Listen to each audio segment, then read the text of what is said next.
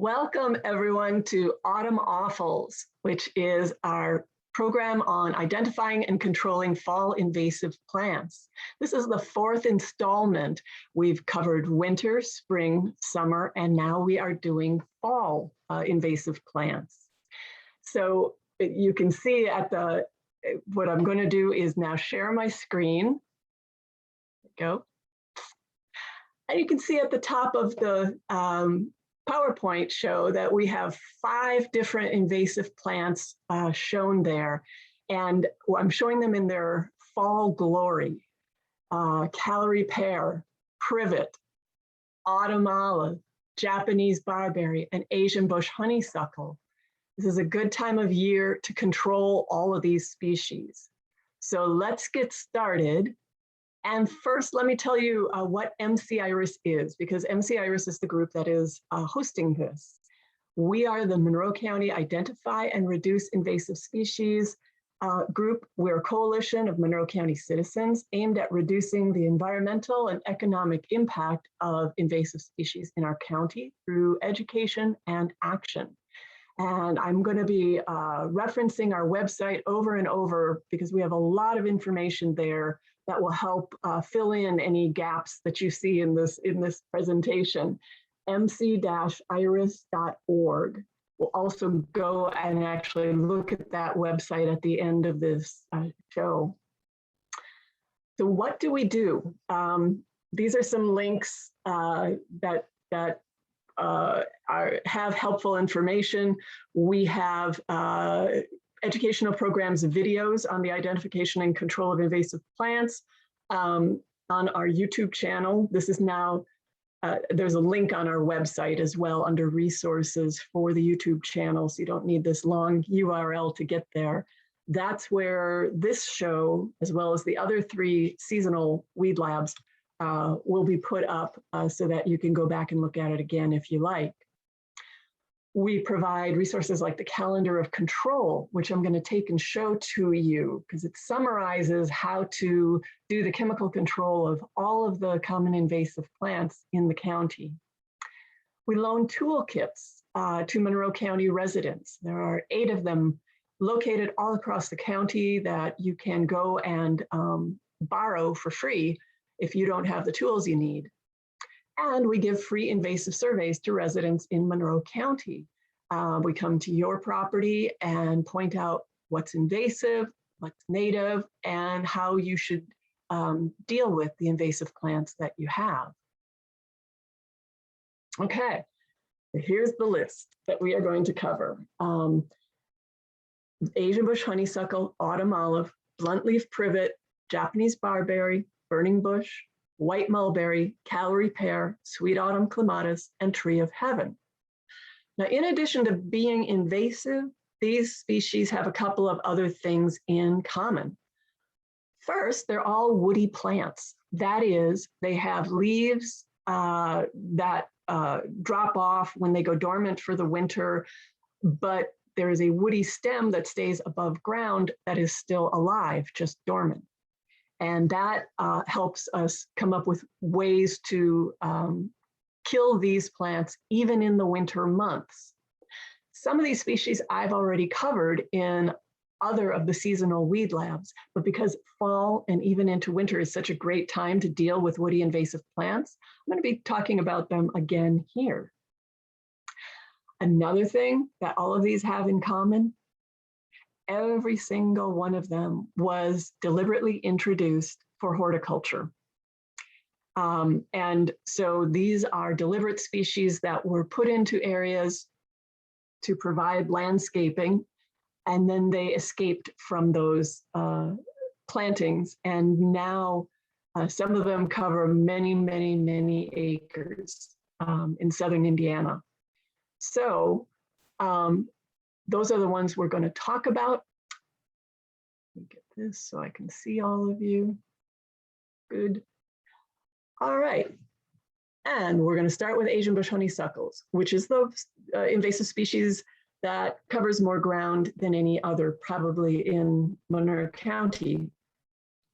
Asian bush honeysuckles is plural, as you can see, because we have different species, Linisromachii, which is Amur honeysuckle, Morowii, Morrow's honeysuckle, Tatarian honeysuckle, and then a hybrid between Morrow's and Tatarica. They all have opposite leaves. They all have smooth edges to the leaf. Amur honeysuckle stands out among all of them because it has a long sort of a drip tip on the leaf that the other species don't have. By far, Amur honeysuckle is the most common one, most common Asian bush honeysuckle in Monroe County. It's the one you're most likely going to see. And they have whitish flowers and hairy veins on the underside of leaves. And right now is when we're seeing the berries ripen, and they are paired in the axils of leaves. So often you'll see a group of 4 berries up and down the stem, 2 on each side of the main stem in the leaf axils. Morrow's honeysuckle, it has egg-shaped leaflets. The other 3 species we'll talk about have all egg-shaped leaflets without the long point. And Morrow's has this dense, soft hair on the underside of the leaf. There is some of this in Monroe County, not as much though. And Tatarian is different in that it tends to have smooth leaves with no hairs and pinkish white to red flowers that don't turn yellow with age. All the others start out whitish or ivory and get darker as they age. And finally, the hybrid, it's very hard to tell from the parent species because it can have any number of characteristics taken from either species.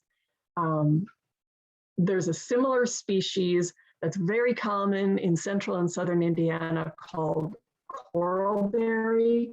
And so to tell it apart, the leaves, the flowers, here's the flower of coralberry here, much smaller. They don't have the big petals of the honeysuckles.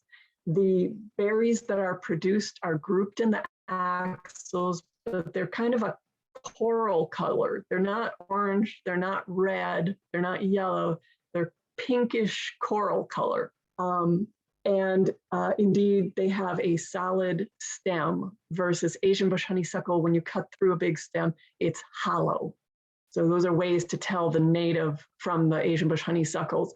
Another one is coralberry is never going to be more than waist high. And our Asian bush honeysuckles, when they start growing, they can be 15 feet tall. They can be huge plants. Let's talk about autumn olive. I mentioned we're going to hold talking about control till we get to the end of this list. And that's because all of these species can be controlled using the same method, except for one, and that's tree of heaven. So we're gonna group them all and talk about them because they use the same control methods for most of them, and then for the tree of heaven methods. So autumn olive is a large, fast-growing, usually multi-stemmed, many stems coming from the base, deciduous shrub. It has flowers that are very showy in the spring of the year. They start out usually ivory. They can turn a little darker like this yellow with time. And then they turn into these berries that are now ripening on the trees. It's a bright red, fleshy, drupe-like, akene fruit.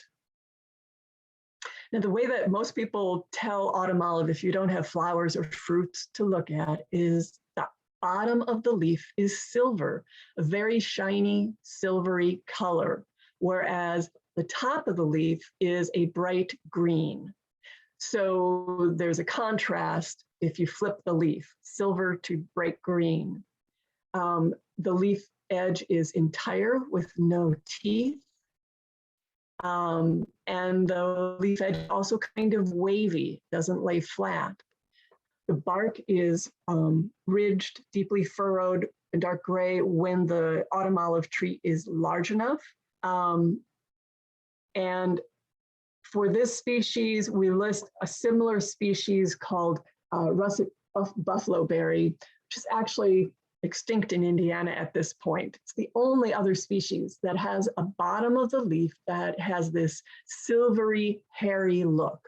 So while it's somewhat related, it's no longer around, and it's unlikely that you're going to see anything that has those shiny underside to the leaves. Another thing that sticks out to me is the young twigs are orange. They're usually about the color of my shirt, just sort of a brownish orange color that can be eye-catching. So you may be wondering, when I'm showing you pictures like this, that all of these slides I've shown so far have a very similar format. Where's this information coming from? This is a brief commercial. They are coming from the Guide to Regulated Terrestrial Invasive Plant Species of Indiana. This was created last year in support of a new rule in Indiana that bans 44 different species of invasive plants. And I will get one out of my cupboard right here to show you. This is what it looks like. It's bound with 2 rings, and this is where I'm taking this information from. So if you're interested in purchasing one of these, they're $10, and you can email MC Iris. The address is there if you would like to purchase one. Commercial over, back to the species. We've got bluntleaf privet next. Another big shrub, can get 12 feet tall.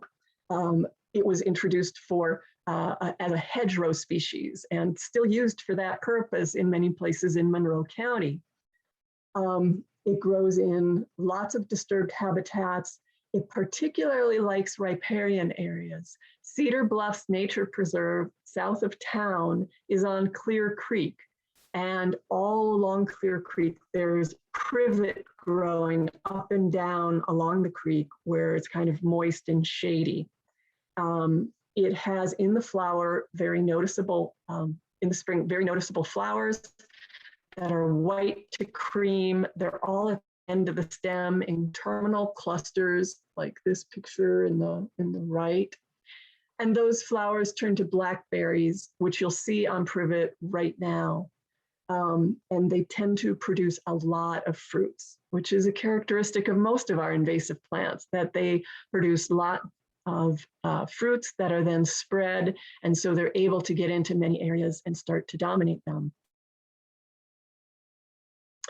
The leaves of bluntleaf privet are opposite, and again, it's a leaf with no teeth, which is entire, smooth edge. These are sort of a narrow lanceolate elliptic shape. The bark, as you can see, is smooth, gray, scattered lenticel. There's really nothing that looks that similar to bluntleaf privet. There are no other ligustrum species that are native here in the US. There is the native black haw, Viburnum prunifolium, but it has toothed leaves, if you've seen black haw, which is very common in the forests in southern Indiana. And they have rounded flower clusters like you see here, rather than a terminal shoot of lots of white flowers. Japanese barberry, introduced as an incredibly popular landscaping shrub, now illegal. This is one of those that has been regulated. Like the others that I've shown you that have this same format, each of those is now illegal to buy, sell, plant, or move in the state of Indiana. And Japanese barberry was a very popular shrub. So this is one that has been a real issue with finding that some plant sellers are still not aware of that rule and may be selling Japanese barberry. Fortunately, now that is illegal. It is a small shrub, compact, and it is spiny. The spines are up and down each of the stems. In the spring, it has these cream-colored flowers with 6 petals. And in the fall, right now, what you see are these bright red fruits that, if you remember what, like, well, like if you had red Tic Tacs, red Dynamins, they're about that size, shape, shiny, very noticeable. And again, those berries are birds. The birds eat them and move those species around. The leaves are very oddly shaped. They're alternate on the stem, often kind of grouped together, where you see a bunch of leaves kind of coming out seemingly at the same spot.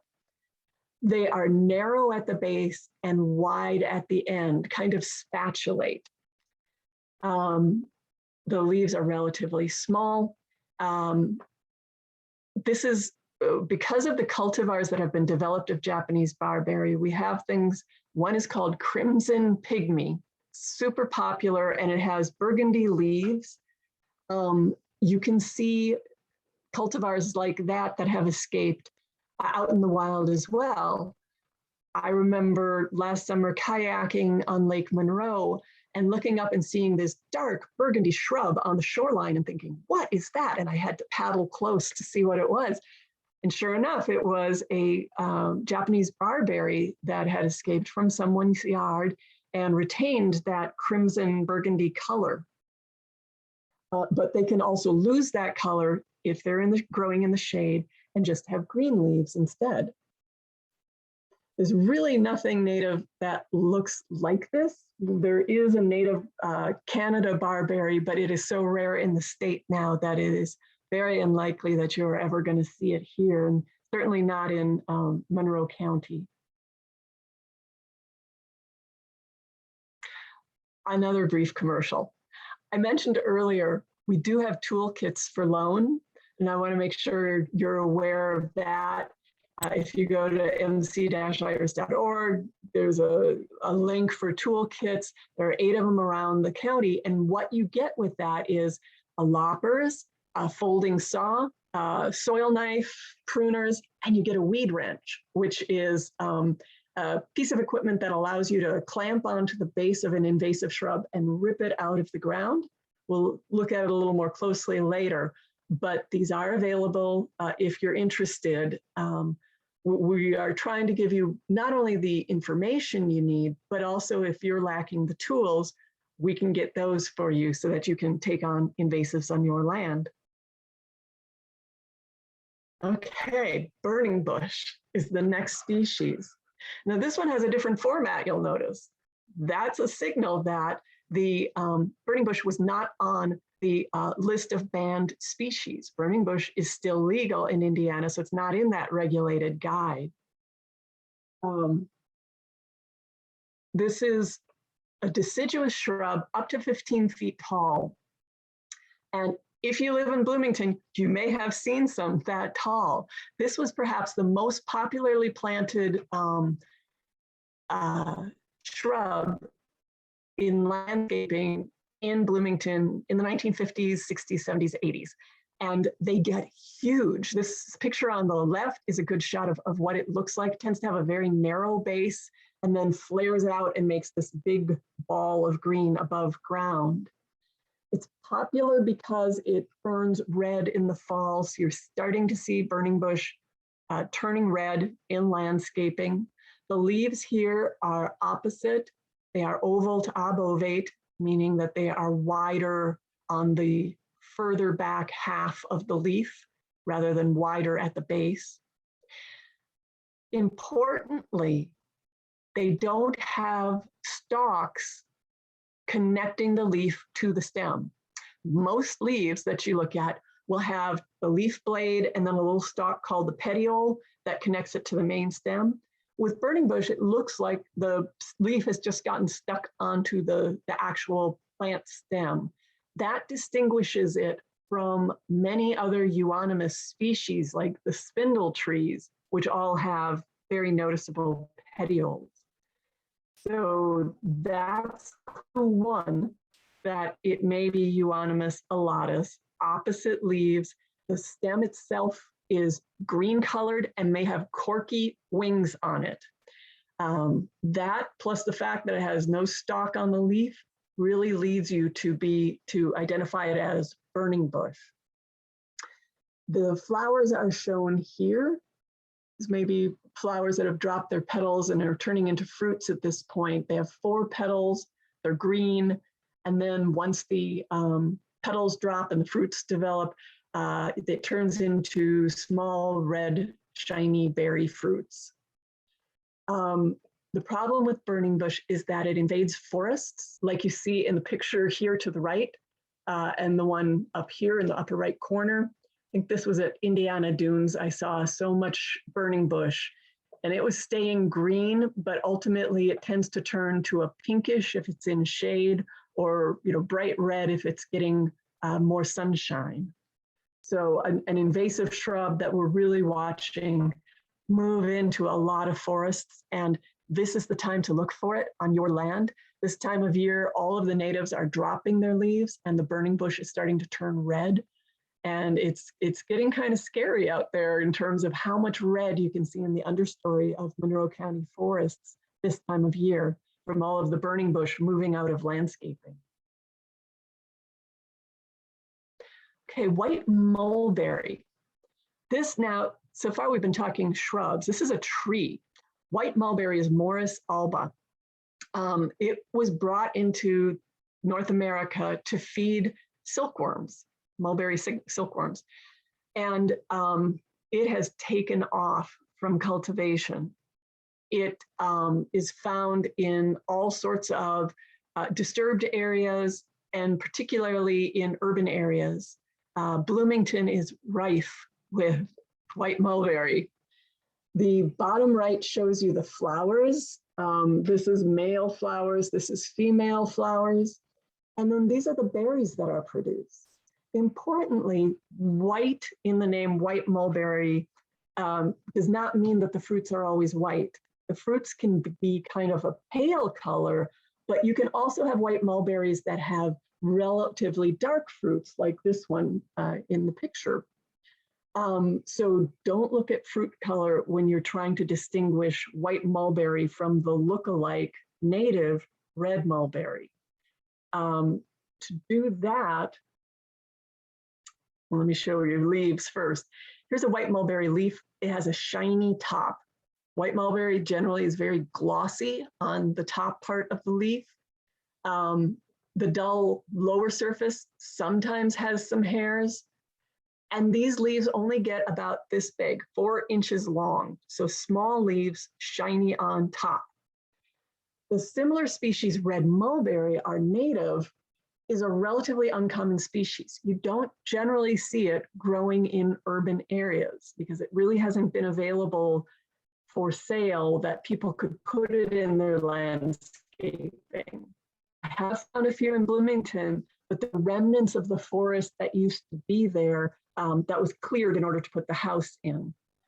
Red mulberry leaves get bigger. I mean, they can be huge. They are not glossy on top, and there's hairs both on the veins and between the veins on the lower surface. And so importantly, both species can produce red to nearly black fruits. And we're finding more and more that a lot of the ones we see are hybrids. So unless you're out in the woods, far from where there might be white mulberries, a lot of what you're seeing is actually hybrids that combine the characters of both species. So it's hard to know what you're looking at for sure. But for the most part, the vast majority of those growing in Bloomington are white mulberries, the invasive one. Okay. Calorie Pear.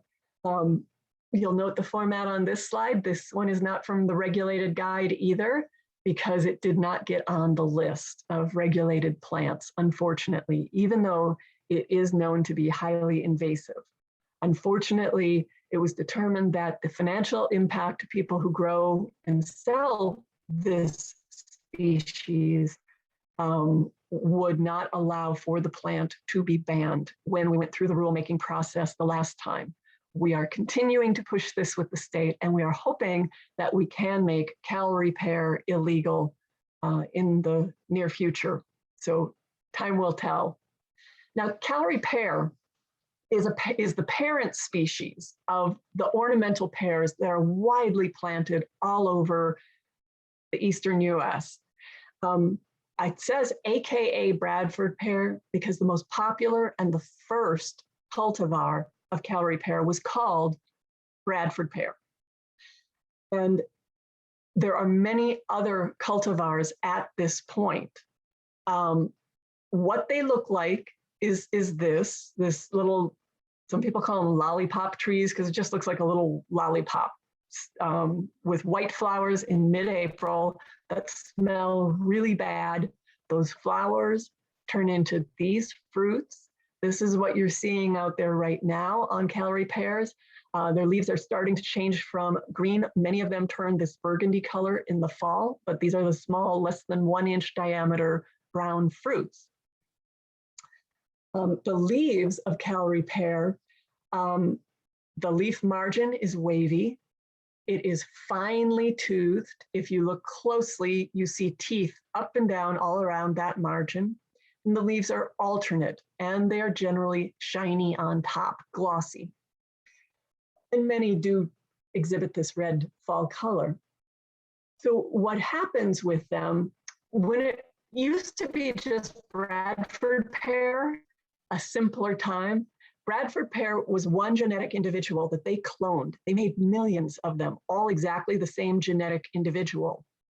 And it was sterile because this species is not self-compatible. It cannot pollinate itself. So no fruits.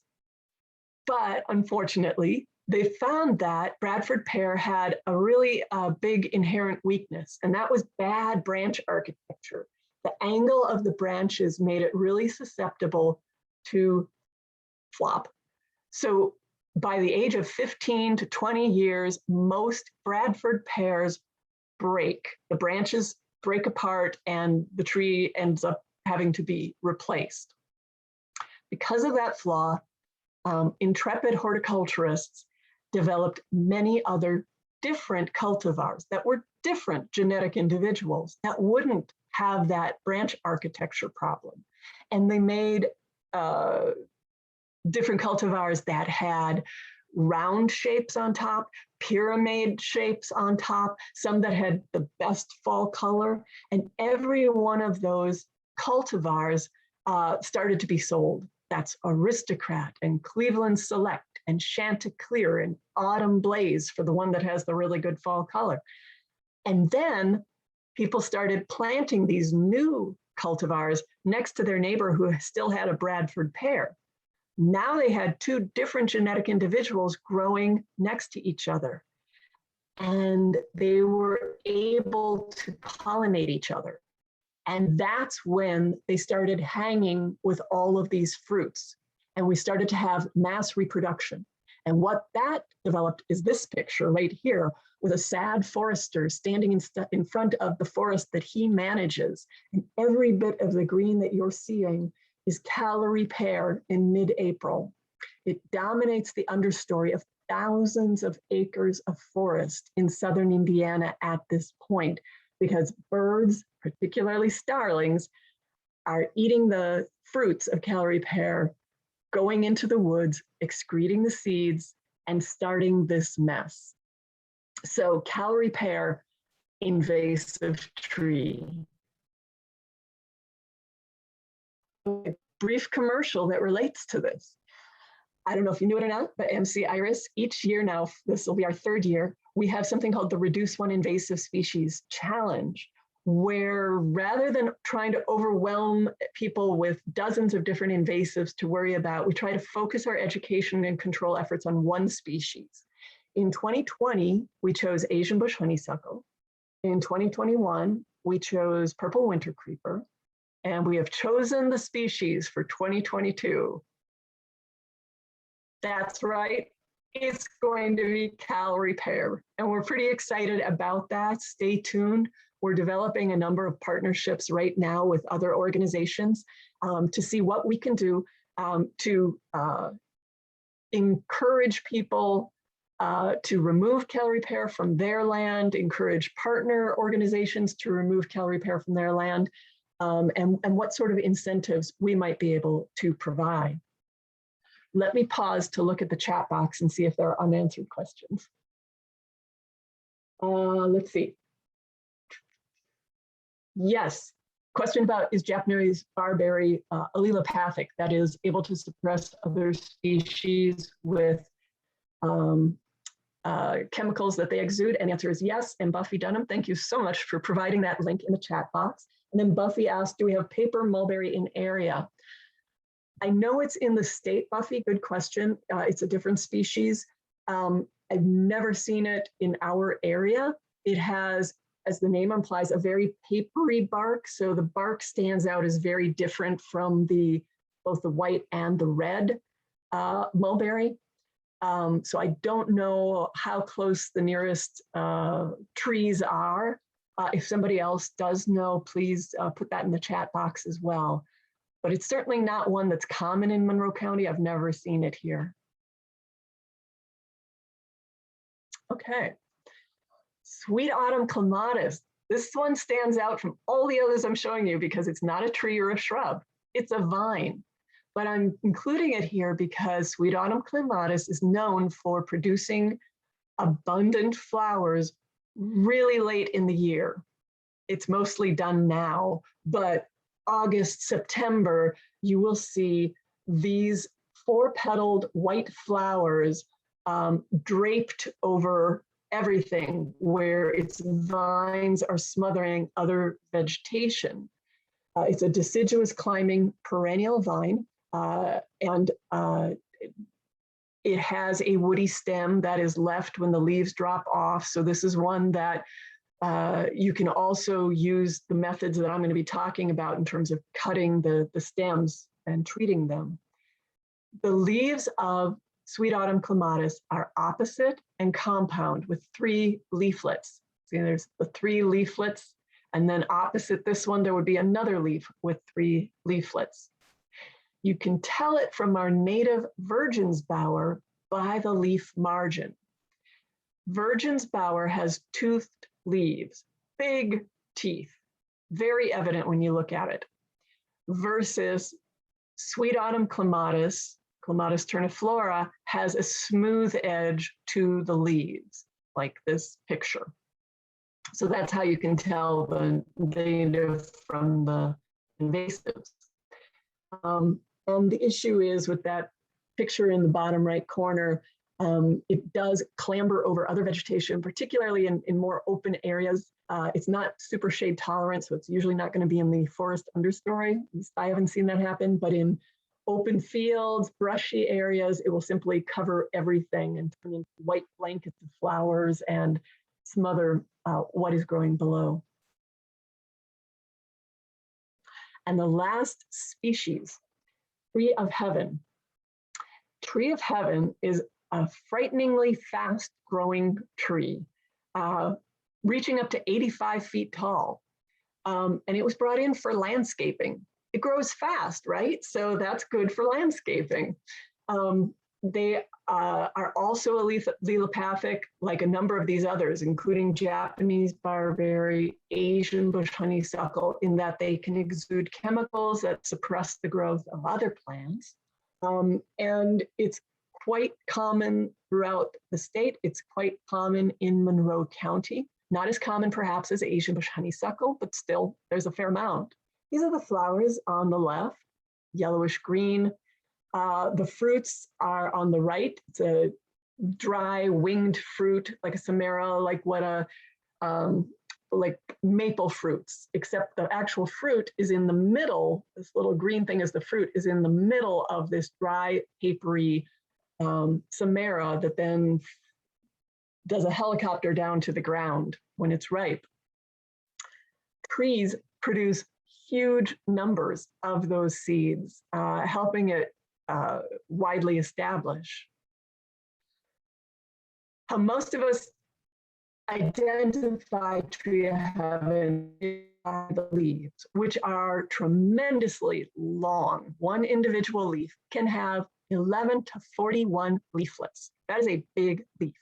And importantly, because we have other native tree species that are pinnately compound with many leaflets, importantly, the edge of each leaflet is smooth except for one or two blunt teeth near the bottom of the leaflet. Other than that, the rest of it is smooth. If you look at, say, a sumac or a black walnut tree, both of them have a similarly pinnately compound leaf. But in those two cases, there are little fine teeth all the way around the leaflet. And so you can distinguish it from the tree of heaven. Leaf scars are also a way to identify tree of heaven. Very big, heart-shaped leaves with the bud for next year's leaf right at the top middle. One of the things that's noted here is the foul odor, and that's very true. If you're not sure still, after looking about the teeth on the leaflet, you can take a leaflet and crush it. If it is tree of heaven, it will smell like peanut butter or rancid peanut butter. If it is, say, black walnut, it'll smell more spicy, citrusy, kind of a good smell.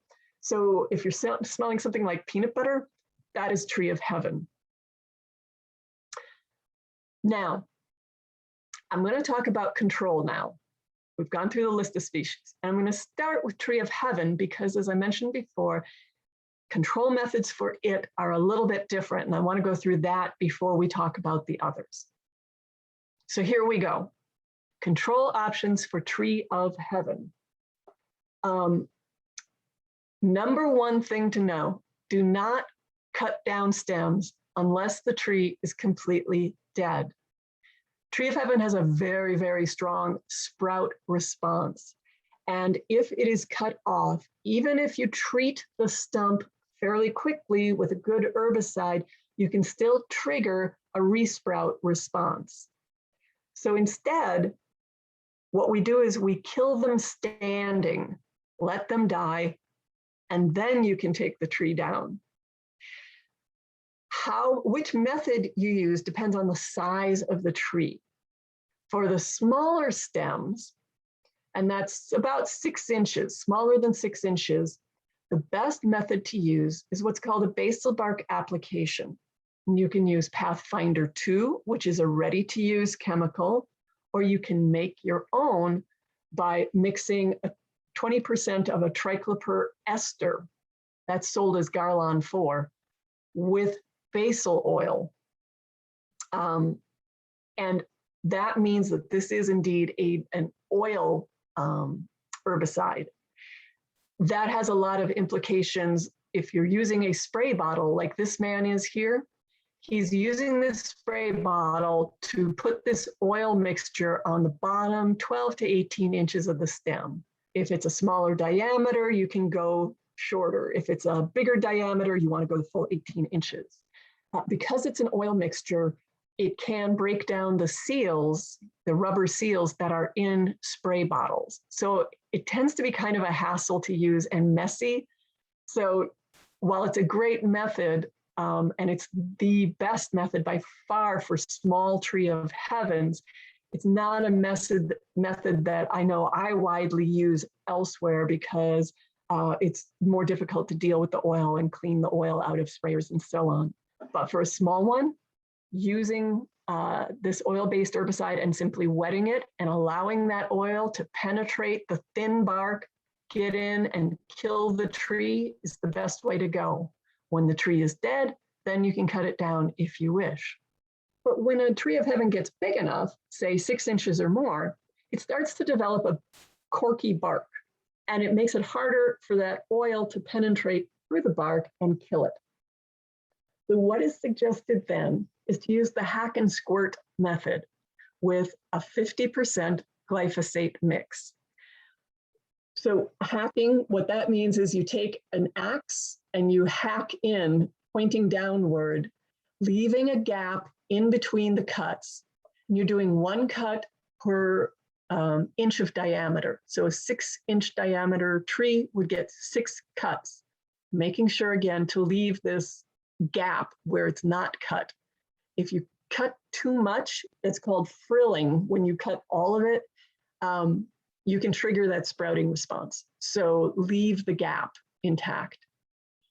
And then you spray the 50% glyphosate right into the cut. And what happens is the tree, right inside that bark there, is the cambial layer. And the cambial layer is made up of the xylem and the phloem, and it takes in that herbicide. The phloem in particular is going to take that herbicide, move it down into the roots, and kill the entire tree. We're going to talk about 50% glyphosate and what that means in a little bit.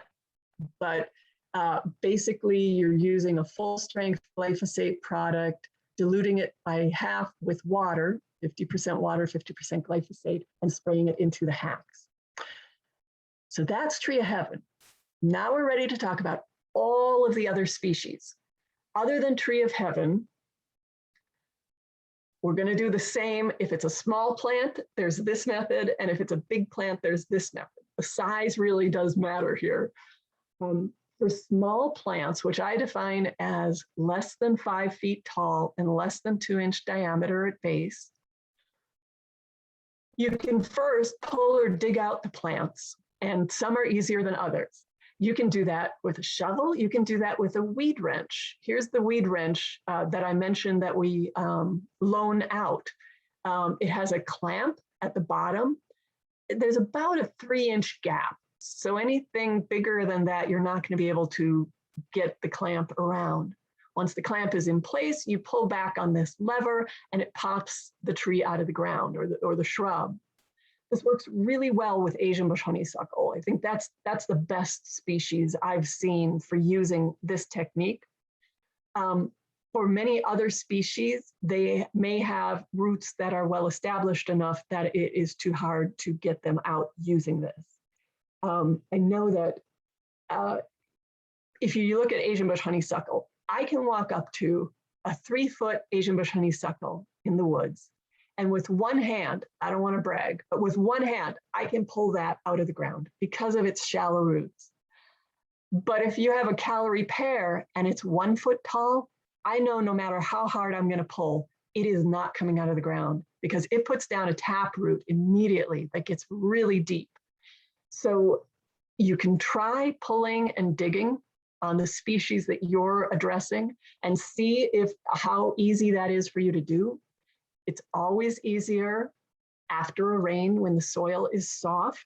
It's very hard when the soil is dry and roots will tend not to come out of the soil very well.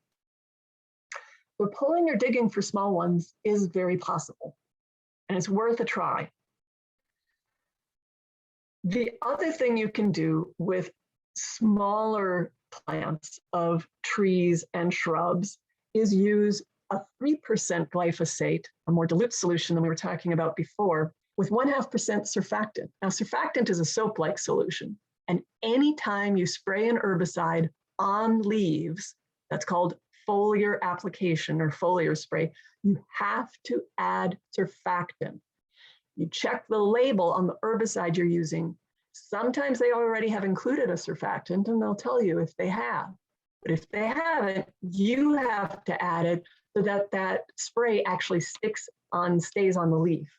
And so in the bottom right, we have someone doing a foliar spray on this plant here.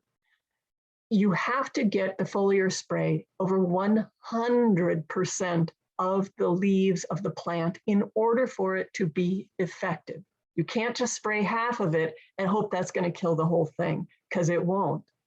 And the reason we don't use this method, one of the reasons we don't use this method with big invasive shrubs, like an Asian bush honeysuckle, say, that's 6 feet tall and 6 feet wide, is no matter how hard you try, that spray is not going to penetrate to the middle of that shrub. It's going to get caught up in the leaves on the edge, and they'll die, but the center of the shrub is going to be fine, and it'll just keep growing.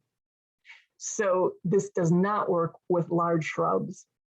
The other reason we don't use foliar spray on big shrubs is if you're talking 6 foot, 8 foot shrub, you're having to spray up with your herbicide. And that's never a good idea because it will come down. And if there's any wind at all, it may come down on you. So you always want to be, if you're doing foliar spray, spraying down and keeping it as contained as possible on the target plant that you're trying to kill. So this is just for small ones. Okay, all right, so for all the other species, control options for large plants. So over 5 feet tall, over 2 inches in diameter at the base.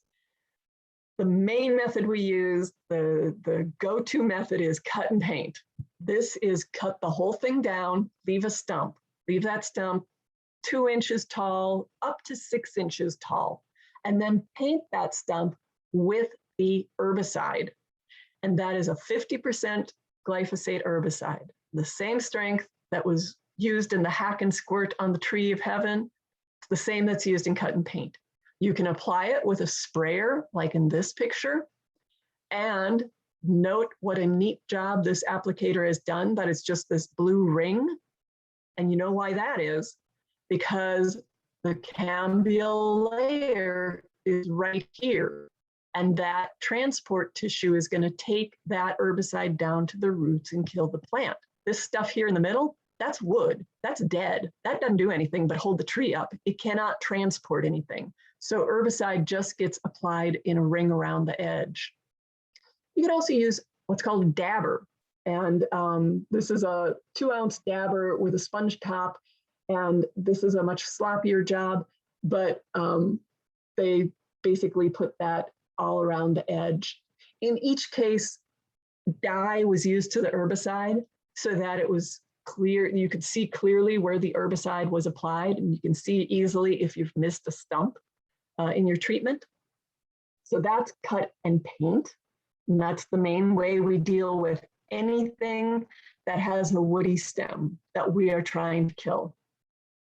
But a second way that you can go, sometimes, very commonly, we do a lot of weed wrangles, work days with city parks in Bloomington, and we'll have a big group of people, and we don't necessarily want to be using herbicide around big groups of people. It just, you want to have better control over herbicide when you're using it. So we just cut. We don't use any herbicide on those work days. We just cut everything down, haul the brush to wherever we want to pile it.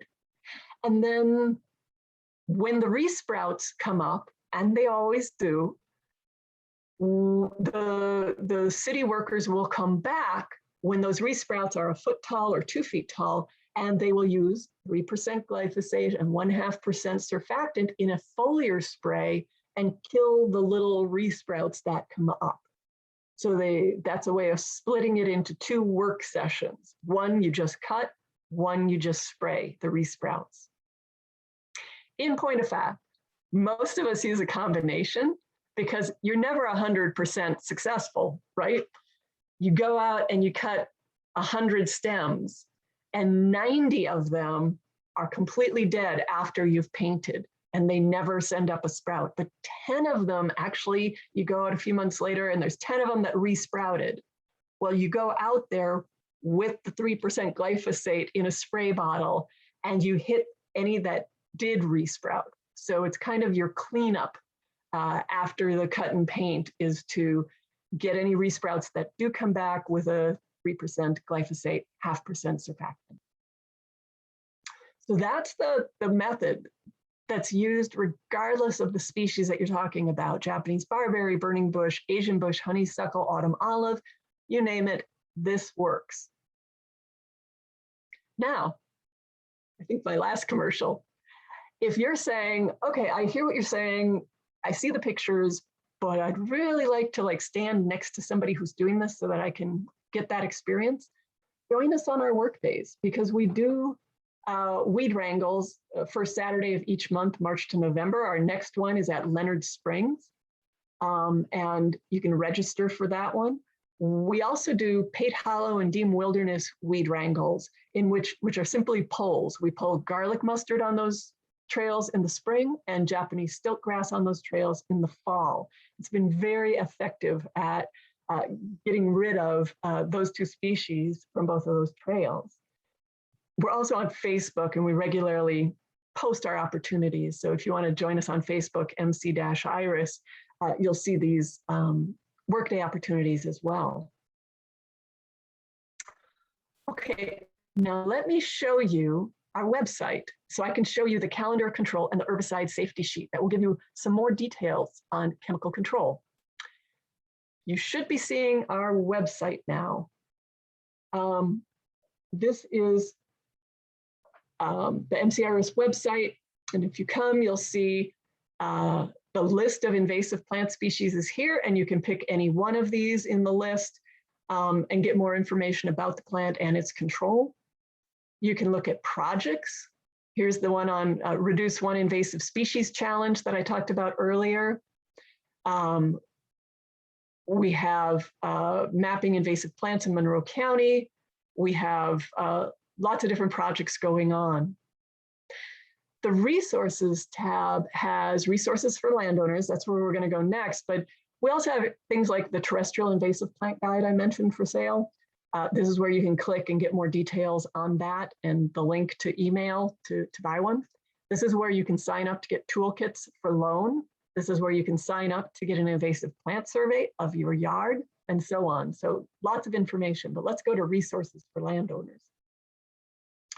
At the top of the page, we try to keep up with funding that's available that might help private landowners control invasive plants in their yards. And then we get into a lot of different resources that we share for how to control invasive plants. Let's start with the Herbicide Safety Guide. Open that. Okay. Let me close that and try that again. There we go. All right, herbicide safety. So this, remember I mentioned we loan out toolkits. When we loan you a toolkit of all the weed wrench and the soil knife and so on, those tools come back, but we give you a Ziploc bag to keep. And in that Ziploc bag is everything that you need to do to safely and effectively apply herbicide, except for the herbicide itself. We don't give that out. But you'll get this herbicide safety sheet. You'll get the calendar of control that we're going to look at in a minute. You get safety glasses, you get nitrile gloves in a variety of sizes, you get the measuring cup needed, a spray bottle applicator, you get a funnel, you get a dabber applicated, like the one that I showed in the picture earlier. You get a small funnel for pouring herbicide into that dabber, and you get a garbage bag just to dispose of any contaminated materials or invasive plants.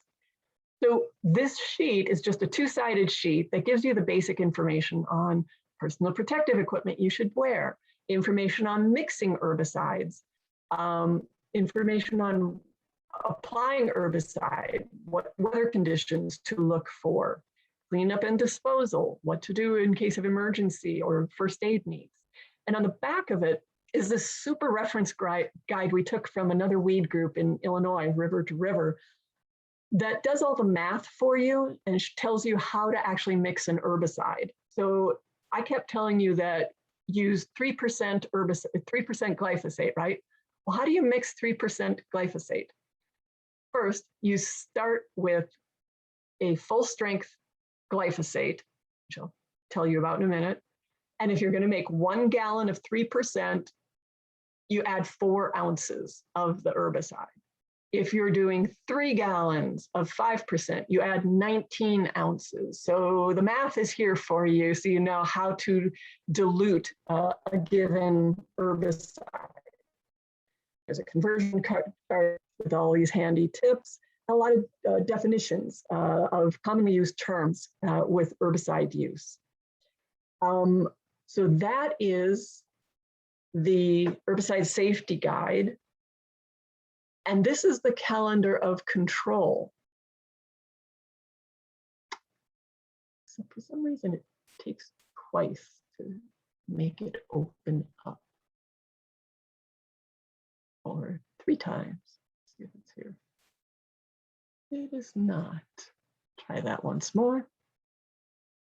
Open. There we go. This is the calendar control. So it gives you some basic information on using pesticides wisely, talks a little bit about non-chemical control methods, and then it gets into the meat of the sheet. It organizes all the invasive plants by categories: shrubs, vines, trees, forbs, grasses. And here we have shrubs. And it lists just about all of those that we talked about today, all in this same group. And then it gives you the method that works on all of them, because the same method is used. It gives you 3 different ones with 3 different colors: foliar spray, cut surface treatment, and basal bark.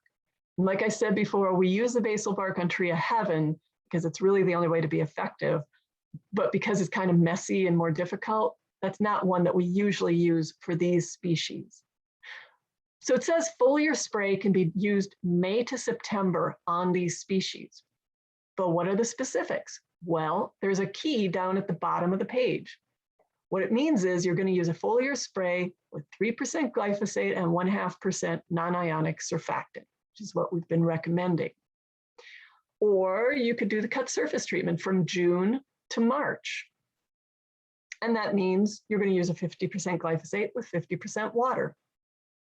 So that's the shrubs. We've got the vines, the evergreen ones separate, because there are different techniques that can be used to get an evergreen vine. And then deciduous. And one of those is, it's called autumn clematis here, but it's sweet autumn clematis. And foliar spray anytime during growing season. And that is the same 3% glyphosate treatment.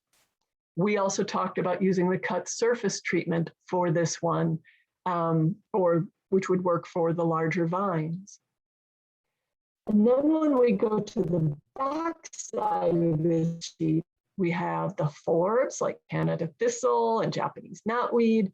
We've got the grasses like Japanese stilt grass, reed canary grass. And we got the trees. Here's the Calorie Pear, the white mulberry, the Tree of Heaven that we talked about. And so again, the information, the kind of treatment, the timing of the treatment is shared, and the key to those are at the bottom of the page.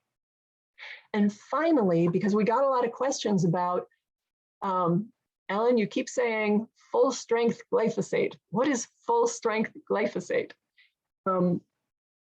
These are brand names of glyphosate right here. And we put what is considered full strength in the parentheses, the active ingredient. So when I say full strength glyphosate, it means that when you look at the label, it has 41 to 54% active ingredient, which is glyphosate. And so that's what you're looking for. It's sold under a huge number of names. It doesn't matter what name you get, as long as it has glyphosate, 41 to 54%. The blue ones mean it's water safe. You cannot use herbicides on or near water unless they are labeled as being safe for such a use. And so if you need to use herbicide on or near water, you're looking for rodeo, aquanite, or catplex. These are the non-selective herbicides here that impact all species that are treated. These are selective herbicides on the right that impact only some species, like the triclopyr ester that we talked about that you would use to do a basal bark treatment on Tree of Heaven.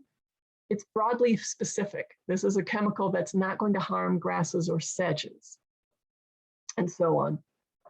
And a number of other chemicals that we haven't really talked about that are a little more specialized.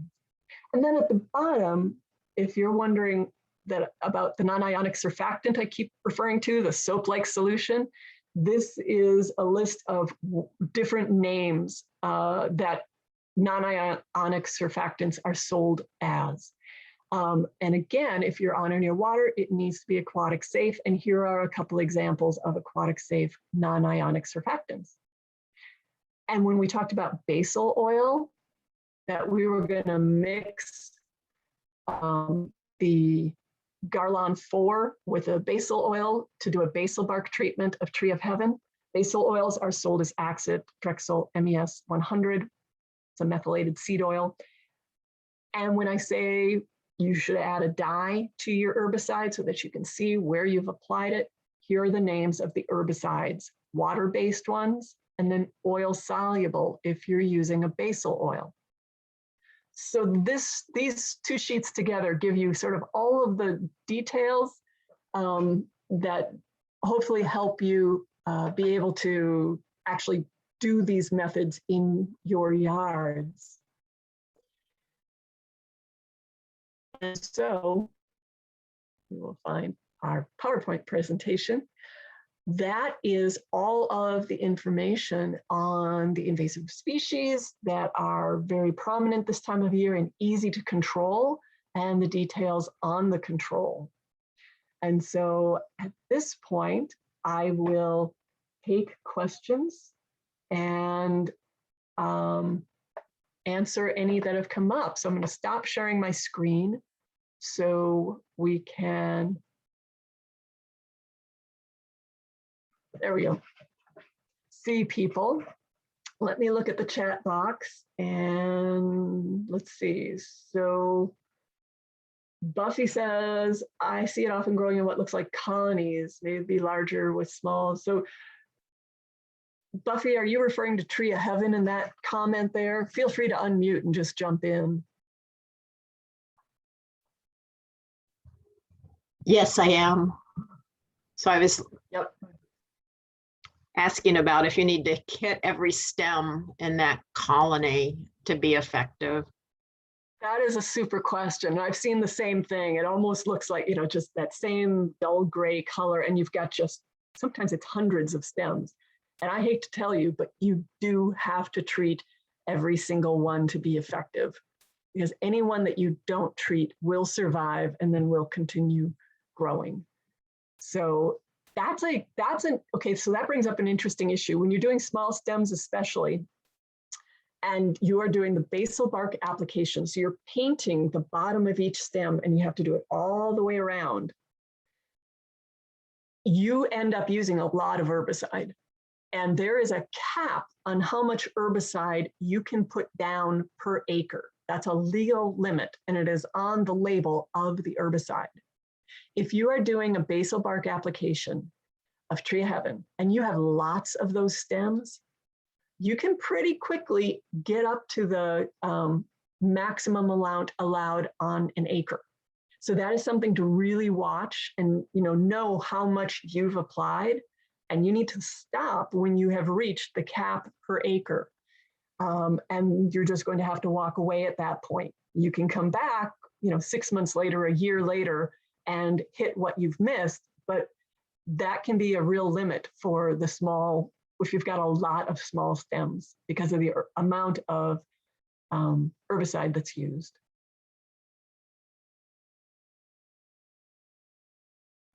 All right. So, are there other questions that people would like to ask at this point? It can be on what I presented today. It can be on what invasive plant you are struggling with in your backyard that I didn't mention that you want to talk about. That's absolutely fine. Ellen, if I have like some Tree of Heaven seedlings that don't seem to be in a colony, but they're only 2 feet tall max, is foliar spray still an option? Great question, Barbara. Yes, it is. I should have included that on my slide. Okay. It is, but they're usually only a size that you can treat for the absolute first year, because by the second year, they're 6 feet tall and they're past the stage where you can use foliar. Okay. But you can use foliar as long as they've got leaves that are still green. Once they start turning yellow, they're not going to take that herbicide in. Okay, thank you. You bet. Hi, Ellen. Can you hear me? It's Mary. Hi, Mary. Yes, I can hear you just fine. One thing I wanted to say is that for Tree of Heaven, if you have a large one, It's always a good idea to have a certified arborist or a forester involved, so that they're on call to take that down once it's been killed. That's an excellent point, Mary. Unless it's off in the middle of a forest somewhere and you don't care about where it falls, if it's anywhere near structures, streets, anything else, if you've got a large one and it dies, it is going to need to be taken down. You're probably going to want to use a professional arborist to do that. And you're going to want to do that within certainly 1 year after it's completely dead. Get with the arborist right away. The longer you wait after it's died, the more the tree top starts to rot and the more dangerous it gets to try and drop that tree, because branches can start breaking off and coming down. So yeah, if you're dealing with a large tree of heaven in a urban setting with houses around, you're going to want to use an arborist and someone who really knows how to take down a tree safely.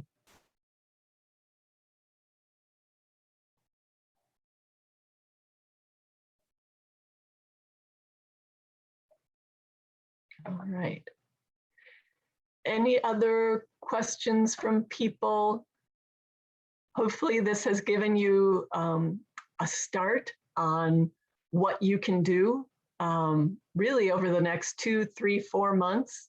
I don't think I even mentioned, but this is really one of the best times of year because a number of our invasives hold their leaves longer than the natives do. So you're going to see Asian bush honeysuckle very clearly in the understory over the next month or so, because leaves stay green and everything else, all the natives have dropped their leaves. So it's just a great time to be out there searching for some of these invasive shrubs and trees and targeting them. It's a very effective time of year to use herbicide as well. I have a question because I've been talking to some friends, and for instance, one of them has a neighbor with the autumn clematis, is it? Growing on a fence between their properties. So she's always having to cut it down. And she's given her neighbor information about it being invasive, but the neighbor is reluctant to use an herbicide. So basically, they're never going to get rid of it unless she can convince her neighbor. So I know that I have some convincing of people to do, and their arguments are going to be, they don't want to support chemical companies, or they don't want to put people in danger who are in the industry of making herbicides, which is kind of a social justice issue. Do you have any counter arguments? Well, I guess the first thing that have worked for you in the past. Yeah, I think you got to start with the it's not just about your yard, it's about the city park down the street. And what you do in your yard, what you choose to plant or keep in your yard has very real implications for other lands.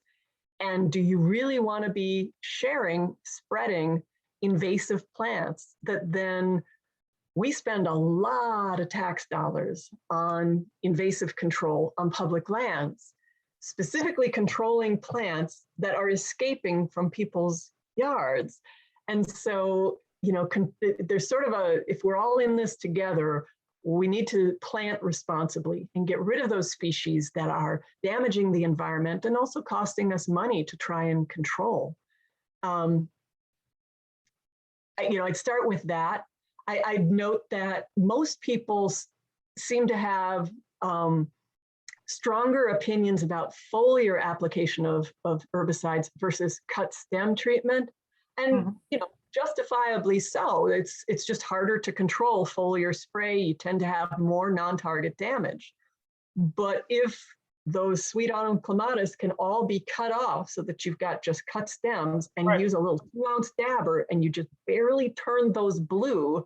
You're using literally a few drops of herbicide and keeping that invasive from coming back. Usually that's a little easier for people to take because the chance of non-target damage, the chance of the herbicide going where it is not intended is much, much less. Okay. Yeah, I was impressed at learning all that you had to share about the herbicides and how to use it safely, for one thing, and most effectively. So I think those would be strong arguments. Thank you. You're welcome, Christine. And it is important if anybody who wants to use herbicide, who says, realistically, I'm going to need to use herbicides, it really is a good idea to read a lot about how to do it safely, about, which herbicides to use, which are most effective, which are least likely to move through the soil, which will break down quickest, and that's why most of us come back to glyphosate, even though it's in the news a lot. It's because it's, the most used herbicide in the world. And I won't speak to, perhaps it's being overused in agricultural settings, but when you're using it in a very targeted way against invasive plants in order to simply get rid of those plants and not have to use herbicide every year, it is the herbicide, glyphosate is, that breaks down the quickest, moves the least in the soil, has the least impacts on the environment, and is safest for the human applicator. There are a whole lot of other herbicides out there that I'd rather not use because they can be really damaging if you get them on you. Glyphosate, as long as you're using it according to label directions, is about as safe as you get with an herbicide. So, do your own homework, absolutely. But there are ways that you can make herbicide application as safe as possible, as well as effective as possible.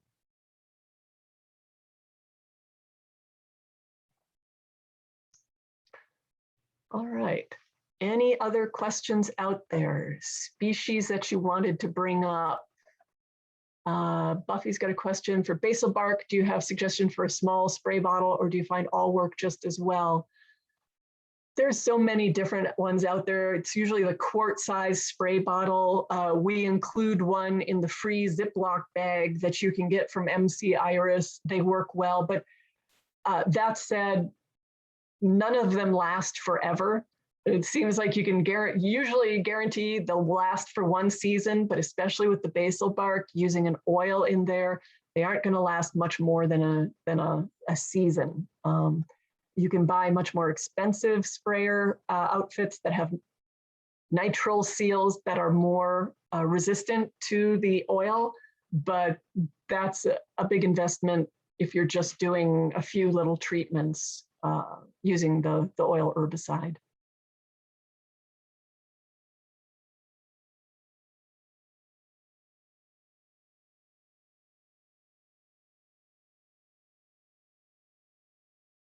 All right. Well, if there are no other questions, I want to thank everyone. Oh, I got one more question from Ingrid. If you get leftover mixed herbicide, can you store it for a while? I will if I'm using 3% glyphosate and I have some left over at the end of a day, a few weeks, I will use it, but not much more than that. Then I'll just use that herbicide. Essentially, you can either, to get rid of herbicide that you've mixed but not used, you can apply it out in an area according to the label directions in an area where you don't care if the plants die or not, but that's how you get rid of an herbicide legally. And then you can mix yourself new herbicide when you need it again. But usually I've used herbicide after it's been sitting for a month and have not had a problem. But you also don't want to leave herbicide sitting in a sprayer for a long time because, again, it can break down the seals of the herbicide sprayer. Let's see. Buffy is asking, let me follow up on that with Mary's very excellent rule of thumb. Thank you, Mary. That the goal is that you're only going to mix what you're going to use that day. And sometimes you get surprised and gosh, it just didn't take as much as I thought. That's when you end up with the extra. But to the extent possible, estimate what you think you're going to need and only make that much up so you don't have to deal with the excess and have it sit and wait for you to use it again. Buffy's question on the best strategy for vinca, which is growing with desirable herbaceous natives. How much risk is there for foliar spray in the winter on warm day when the natives are dormant? Great question, Buffy. For both vinca and for purple winter creeper, because they are evergreen vines, we do try to work on those in the winter. If you're spraying, you can attempt to pull those all out without disturbing the native plants that are in the same area. But if it's too much for you to do that, you can wait for the natives to go dormant. Wait until, so that's going to be late October, when all the plants, they're no longer green, they're brown. And you can spray over them and hit the vinca or the winter creeper with 3% tricloper. Glyphosate does not work great on vinca and winter creeper, because that really thick cuticle, and it just seems that glyphosate isn't as able to get through and be effective in the time that it is active. Tricloper does a better job, so that's what people generally spray with a good surfactant to help break through the cuticle. Generally speaking, tricloper does not move off from the target plant. We have found times when if you're spraying a lot of the garlan and the soil is really, really dry, that you can have some flashback that it can affect potentially nearby trees. Want to avoid that, but it takes a lot of spray to have that happen in an area. And typically in November, December, in the dormant season, the ground is generally fairly moist. You do have to wait for a day when the temperatures are going to reach 50 degrees. That's kind of the minimum for the plants to be physiologically active and to take that herbicide up. If it's colder than that, the leaves are just kind of sitting there shivering. They're not really working and taking in the herbicide. So you need a day where it's warmer. Yes, tricloper is the active ingredient name. There are two formulations. There's the tricloper amine, which is a water-based herbicide, and tricloper ester, which is generally used as an oil-based herbicide. That's what we were talking about, mixing with oil to do a basal bark treatment of tree of heaven. The tricloper amine is sold as Garlan 3A and a whole bunch of other trade names. That's on that calendar of control if you look under there. So that's about the best chemical to use on these evergreen vines like tricloper, like winter creeper and vinca. So just to re-emphasize or clarify, you're using the amino tricloper as a foliar spray in the winter, not doing an oil base or the ester. That's what I've always done, is the amine, A-M-I-N-E, and mixed that at 3% and used it with a good surfactant. Now, I have heard some people are using the ester version. Mary, I'm going to call on you. Do you know of, have you used the tricloper ester in water or used it for like treating winter creeper? I feel like I've heard people have done that, but I haven't done it myself. I haven't done that myself. I've only used the amine because where I'm applying it, it's got aquatic situations. But yeah, it works as well. So you would just follow the label for a foliar application. Okay, thank you. Thank you.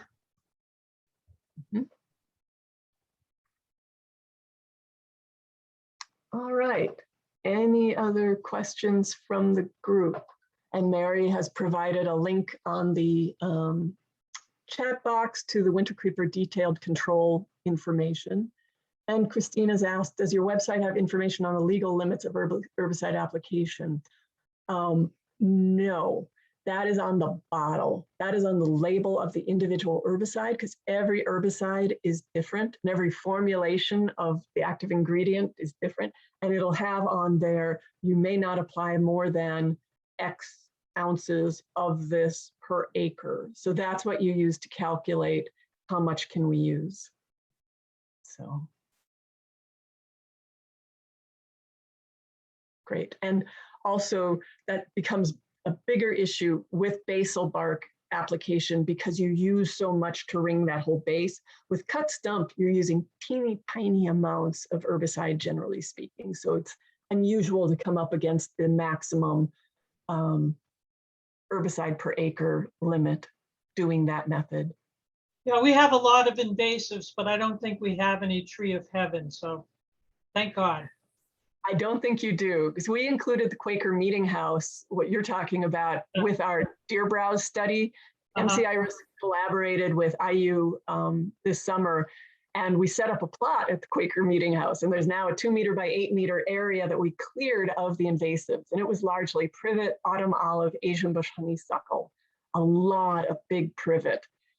And then we put in 4 plots looking at what happens to the ground layer once you've removed all those woody invasives.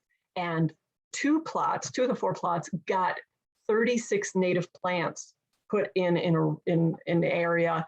And one of the plantings got a cage to keep deer off, the other didn't. And then of the 2 plots we didn't plant, one got a cage to keep deer off and one didn't.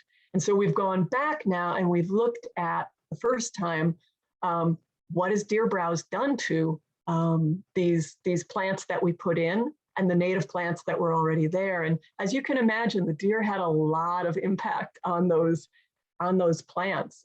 Yeah, we were really happy that the Quaker Meeting House was willing to let us have a plot out there. It was a good site to do it.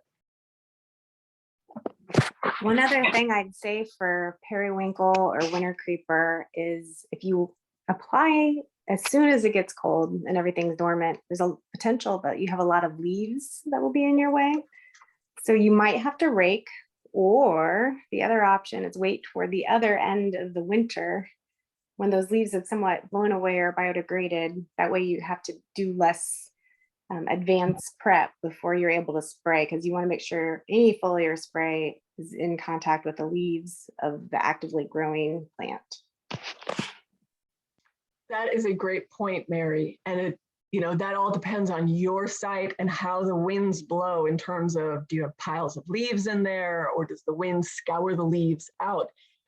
Only way the foliar herbicide works is if it makes direct contact with green leaves and covers 100% of the leaves of that plant. So if you do have fallen leaves covering plants up, it is going to keep you from being effective. And Mary is right, of course, that if you wait towards February, a lot of times those leaves have either blown away, started to biodegrade, and it might be more open. You'll see more green at that time, and that can be a good time to do it. You're limited, if you're starting in February, you're watching for the first spring ephemerals to come up, which are going to be sometime in March. So you always want to sort of evaluate the site before you do a spraying to make sure that the natives are still dormant.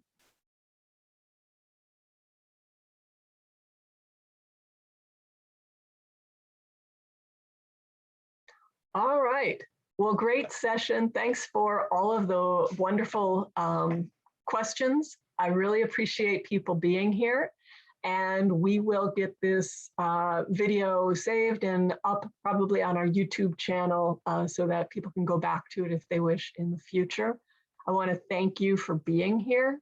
and wish you happy invasive hunting and go out and control as many as you can. Thank you, everyone.